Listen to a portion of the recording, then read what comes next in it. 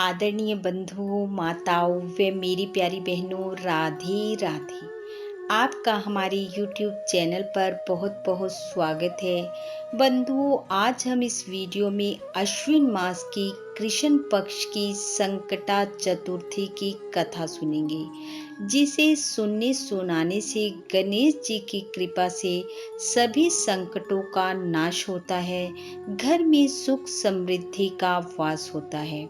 कथा सुनने के बाद यदि आप हमारे चैनल पर नए हैं तो हमारे चैनल को सब्सक्राइब करें, बेल आइकन को प्रेस करें ताकि हमारी वीडियो की नोटिफिकेशन सबसे पहले आप तक पहुंचे।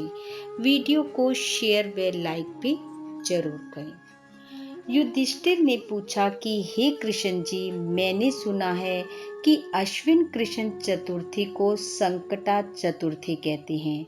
इस दिन किस भांति गणेश जी की पूजा करनी चाहिए? हे जगदीश्वर, आप कृपा करके मुझसे विस्तार पूर्वक कहिए।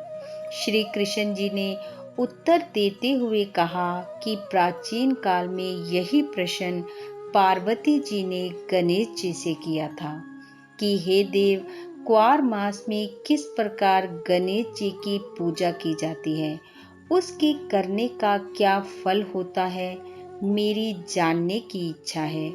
यह सुनकर हंसते हुए गणेश जी ने कहा कि हे माता, सिद्धि की कामना रखने वाले व्यक्ति को चाहिए कि अश्विन मास में कृष्ण नामक गणेश जी की पूजा विधि विधान से करे। इस दिन भोजन न करे, क्रोध, पाखंड, लोभ आदि का परित्याग कर गणेश जी के स्वरूप का ध्यान करते हुए पूजन करे। अश्विन कृष्ण चतुर्थी का व्रत संकट नाशक है। इस दिन हल्दी और धूप का हवन करने से 7 द्वीपों वाली पृथ्वी का राज्य प्राप्त होता है। पुराने समय की बात है कि बाणासुर की कन्या उषा ने सुषुप्त अवस्था में अनिरुद्ध का स्वप्न देखा। अनिरुद्ध के विरह से वे इतनी कामासक्त हो गई कि उसके चित्त को किसी भी प्रकार से शांति नहीं मिल रही थी। उसने अपनी सहेली चित्रलेखा से त्रिभुवन के संपूर्ण प्राणियों के चित्र बनवाए। जब चित्र में अनिरुद्ध को देखा तो उसने कहा, मैंने इसी व्यक्ति को स्वप्न में देखा है, इसी के साथ मेरा पाणी ग्रहण भी हुआ है। हे सखी, यह व्यक्ति जहाँ कहीं भी मिल सके इसे ढूंढ लाओ, अन्यथा इसके वियोग में मैं अपने प्राण छोड़ दूंगी। अपनी सखी की बात सुनकर चित्रलेखा अनेक स्थानों में खोज करती हुई द्वारकापुरी में आ पहुंची। वहां अनिरुद्ध को पहचानकर उसने उसका अपहरण कर लिया, क्योंकि वह राक्षसी माया जानने वाली थी। रात्रि में पलंग सहित अनिरुद्ध को उठाकर वह गोधूली वेला में बाणासुर की नगरी में प्रविष्ट हुई। इधर प्रद्युम्न को पुत्र शोक के कारण असाध्य रोग से ग्रसित होना पड़ा। अपने पुत्र प्रद्युम्न एवं पौत्र अनिरुद्ध की घटना से श्री कृष्ण जी भी व्याकुल हो उठे। रुक्मिणी भी पौत्र के दुख से दुखी होकर बिलखने लगी।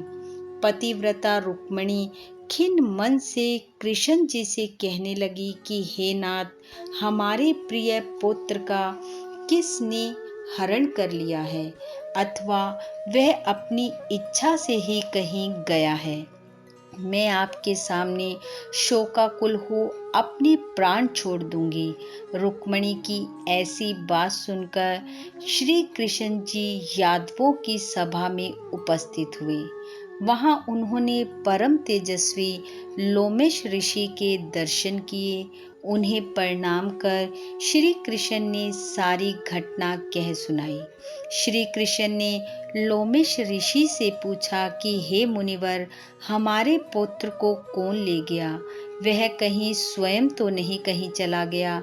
हमारे बुद्धिमान पुत्र का किसी ने अपहरण कर लिया है, यह बात मैं नहीं जानता हूँ। उसकी माता पुत्र वियोग के कारण बहुत दुखी है। कृष्ण जी की बात सुनकर लोमेश मुनि ने कहा कि हे कृष्ण, बाणासुर की कन्या उषा की सहेली चित्रलेखा ने आपके पुत्र का हरण किया है और उसे बाणासुर के महल में छिपा कर रखा है। यह बात नारद जी ने बताई है। आप अश्विन मास के कृष्ण चतुर्थी संकटा का अनुष्ठान कीजिए।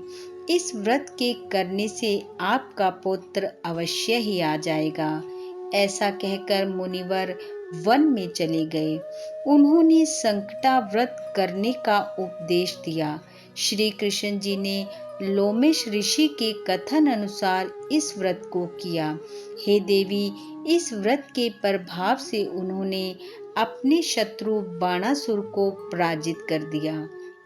यद्यपि उस भीषण युद्ध में मेरे पिता भगवान शिव ने बाणासुर की बड़ी रक्षा की, फिर भी वह परास्त हो गया। भगवान कृष्ण ने कुपित होकर बाणासुर की सहस्त्र भुजाओं को काट डाला। ऐसी सफलता मिलने का कारण इस व्रत का प्रभाव ही था। श्री गणेश जी को प्रसन्न करने तथा संपूर्ण विघ्न को शमन करने के लिए इस व्रत के समान दूसरा कोई व्रत नहीं है। विश्व भ्रमण तथा तीर्थ भ्रमण के निमित्त इससे बढ़कर शुभदायक व्रत दूसरा नहीं है। श्री कृष्ण जी कहते हैं कि हे राजन, संपूर्ण विपत्तियों के विनाश के लिए इस व्रत को अवश्य ही करना चाहिए। इसके प्रभाव से शत्रुओं पर आप विजय लाभ करेंगे और राज्य अधिकारी होंगे। इस व्रत के महत्तम का वर्णन बड़े बड़े विद्वान भी नहीं कर सकते। हे कुंती तनय, मैंने इसका स्वयं अनुभव किया है, यह मैं आपसे सत्य कह रहा हूँ। यह कहकर भगवान श्री कृष्ण मौन हो गए। धर्मराज युधिष्ठिर ने भगवान श्री कृष्ण के कहने पर संकटा चतुर्थी का व्रत किया और गणेश जी की कृपा से अपने खोए राज्य को पुनः प्राप्त किया। बोलो गणेश जी महाराज की जय। बंधु, गणपति जी की कृपा आप व आपके परिवार पर सदैव बनी रहे। इन्हीं शुभकामनाओं के साथ आप सबका बहुत बहुत धन्यवाद। राधे राधे।